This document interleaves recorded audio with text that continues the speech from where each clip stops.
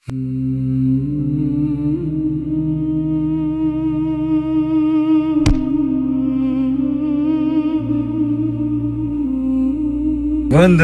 গাছ নাম কালারটা খুব সুন্দর রে। বন্ধু আমরা নরম রে, সেই স্বাদ হইব।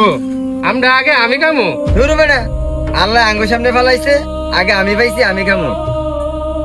কিরে তুই তে কি করতেছ? আম উঠতে পড়ছে ঠিক আছে, এই আমের হক তো আমরা না।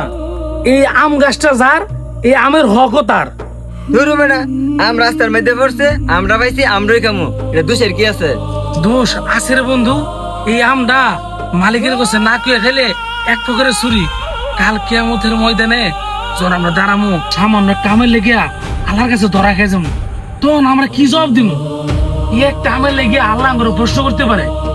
চল বন্ধু, যার গাছ হ্যাঁ জিগে খাই। তুই সব জিনিসে এত বেশি বুঝোস কেন রে?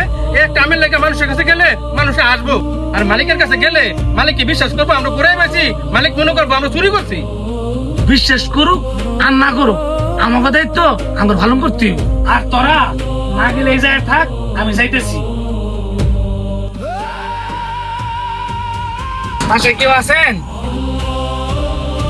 জি ভাই, কিছু বলবেন? এই আমটা আমরা গাছেতে পড়ছে, এখন আপনি চাইলে নিতে পারেন। আর আপনি যদি না নেন, ওইখানে আমরা 3 জন ছিলাম, অনুমতি দিলে 3 জনে ভাগ করে খাইতাম।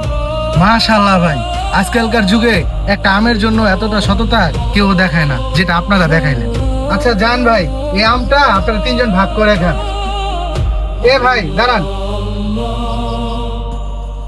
আর ভাই আপনারা তো 3 জন, এই আমগুলো নিয়ে যান, আপনারা 3 জন ভাগ করে খান।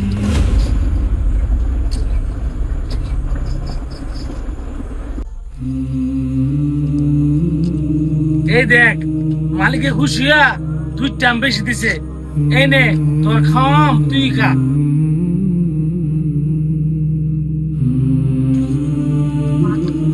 কিরে তুই এমন করতেছিস করে?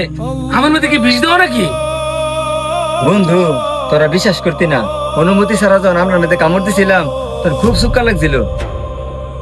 আমরা উনি হালাল করে দেওয়ার পরে মধুর মতো মিষ্টি লাগতেছে, তোরা বিশ্বাস করতি না বন্ধু।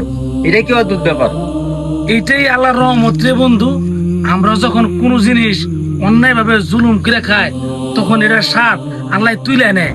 আবার ওই একই জিনিস যখন আল্লাহর ভয়ে হালাল করে খায়, তখন আল্লাহ এটার স্বাদ বাড়ায় দেয়। তুই ঠিকই কইছিস বন্ধু, জীবনে চলতে ফিরতে ছোটখাটো বিষয়ও হালাল হারাম বাঁচা জরুরি। আচ্ছা চল বন্ধু।